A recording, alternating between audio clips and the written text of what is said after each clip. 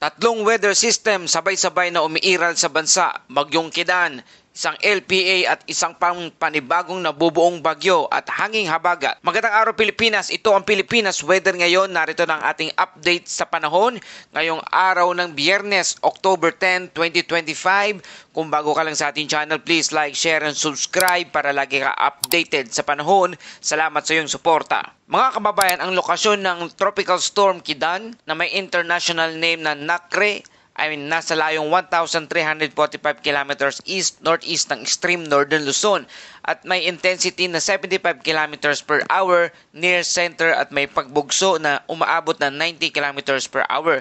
Kumikilos ito pa northwestward sa bilis na 15 kilometers per hour at ang radius gale force winds nito ay umaabot ng 300 kilometers per hour.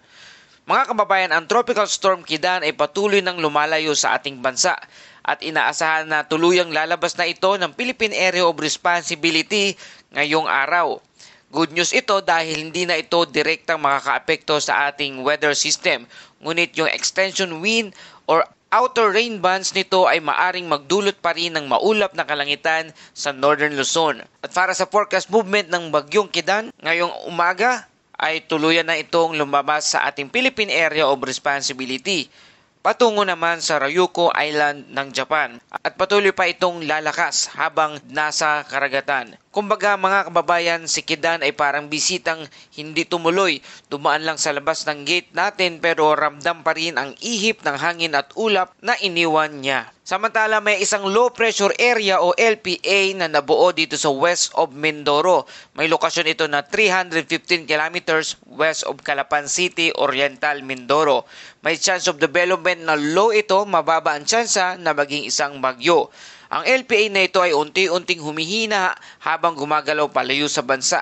Pero mga kababayan, kahit mababa ang posibilidad na maging bagyo, huwag basta kampante. Dahil yung trough nito o buntot ng ulap ay patuloy na nagdadala ng pag-ulan sa malalaking bahagi ng Luzon, partikular sa Metro Manila, Calabarzon at Mimaropa. At para sa ating weather advisory, ang expect moderate to heavy rains at possible flash flood or landslide in upland and low-lying areas. Kung plano nyong bumiyahe papuntang Batangas o Mindoro area, doble ingat po dahil madulas ang mga kalsada at maalon ang karagatan. Huwag muna tayong maging kambante kahit low pressure area lang o LPA lang, kaya pa rin itong magdulot ng abala. Ang southwesterly wind flow or amihan habagat-like system, narito ang mga affected areas, ang entire Visayas at Mindanao na may duration ito until the weekends. Samantala, patuloy din ang epekto ng southwester low wind flow na siyang dahilan ng mga madalas na pag-ulan sa Visayas at Mindanao. Mga kababayan, sa Davao, Caraga, Northern Mindanao at Central Visayas, asahan po ninyo ang madalas na thunderstorm lalo na sa tuwing hapon hanggang gabi. Kung mapapansin ninyo, kahit walang bagyo sa Mindanao, halos gabi-gabi may buhos ng ulan.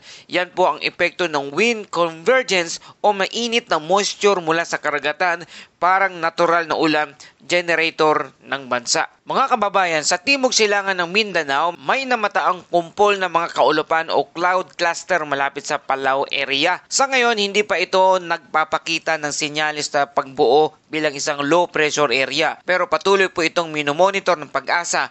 Kung magtutuloy-tuloy ang moisture build-up nito, posible itong maging isang next watch area na susunod na linggo. At kung sakaling ma-develop man itong isang bagong bagyo o low pressure area at pumasok ito sa ating Philippine Area of Responsibility, maaari itong maging isang sunod na bagyo na tatawagin naman nating Bagyong Ramil. Patuloy tayong nakatutok sa update ng bawat pagbabago ng ating panahon, lalo na sa mga nabubuong cloud cluster na ito mga kababayan. Kung ito ba ay magtutuloy o ito ba ay magiging sunod ng bagyo sa buwan ng Oktubre. Manatiling nakaantabay at nakatutok sa ating mga updates. Mga kababayan, sa ating medium range model outlook, may posibilidad na isang pang-tropical disturbance ang mabuo sa east ng Visayas between October 15 to October 21.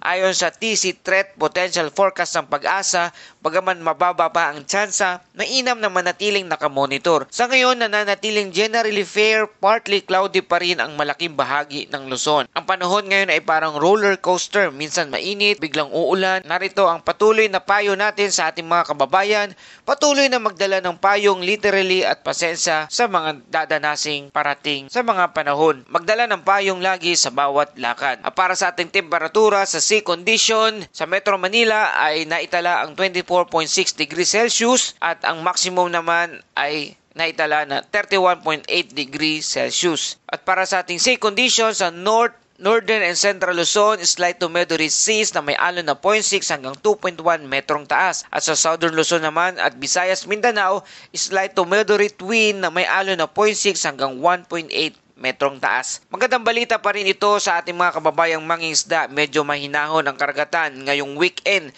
pero lagi makinig pa rin sa gale warning o anumang anunsyo ng inyong mga local government at ang Pag-asa. Pagkatapos ng ating weather update, isang paalala mula sa salita ng Diyos mula sa Nahum 1 verse 7.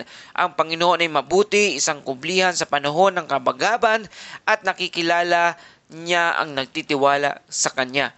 Mga kapatid, kahit gaano kalakas ang ulan o unos, may Diyos na matatag na kublihan.